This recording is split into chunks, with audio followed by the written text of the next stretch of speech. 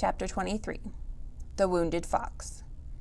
My face, my beautiful face, somebody help. Fink the fox was lying on a log, howling in pain with a face full of long, sharp quills, when Roz appeared. Isn't there anyone else who could help? Would you like me to leave? Said the robot. No, please don't. I'll take what I can get. What happened? I didn't think that porcupine could see me in the bushes, but when I went for his throat, suddenly there were quills in my face.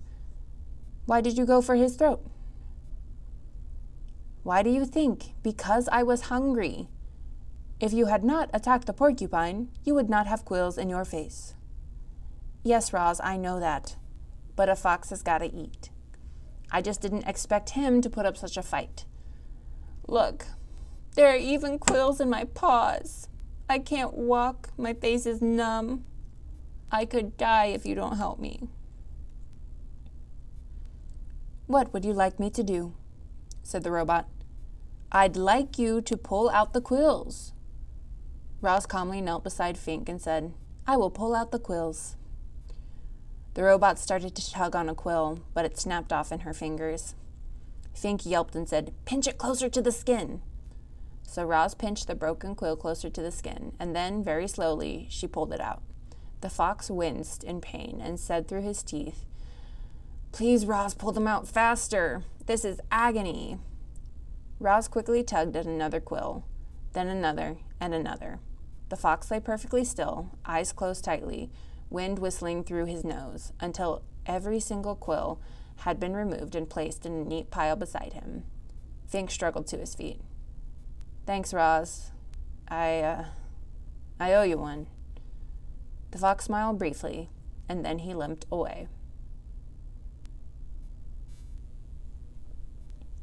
Chapter 24. The Accident.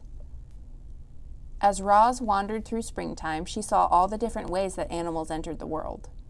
She saw birds guarding their eggs like treasures until the chicks finally hatched. She saw deer give birth to fawns who were up and running in a matter of minutes. Many newborns were greeted by loving families. Some were on their own from their very first breath.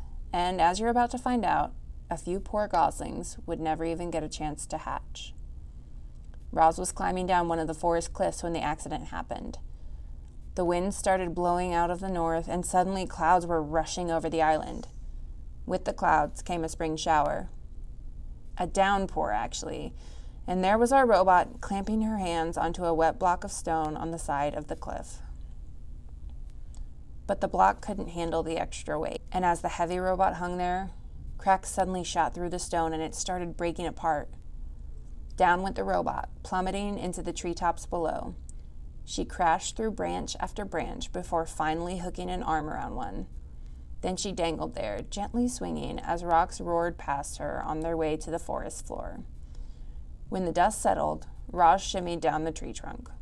The ground was littered with broken rocks and splintered wood and pulverized shrubs. And within all that rubble was a goose nest that had been torn to shreds. 2 dead geese and 4 smashed eggs lay among the carnage. The robot stared at them with her softly glowing eyes, and something clicked deep inside her computer brain. Roz realized she had caused the deaths of an entire family of geese. Chapter 25. The Egg. As Roz stood in the rain, staring down at those poor, lifeless geese, her sensitive ears detected a faint peeping sound coming from somewhere nearby. She followed the peeps over to a clump of wet leaves on the ground, and when she peeled back the leaves, she discovered a single perfect goose egg sunk in the mud. "Mama! Mama!" peeped a tiny, muffled voice from within the egg. The robot gently cradled the fragile thing in her hand. Without a family, the unhatched gosling inside would surely die. Roz knew that some animals had to die for others to live. That was how the wilderness worked.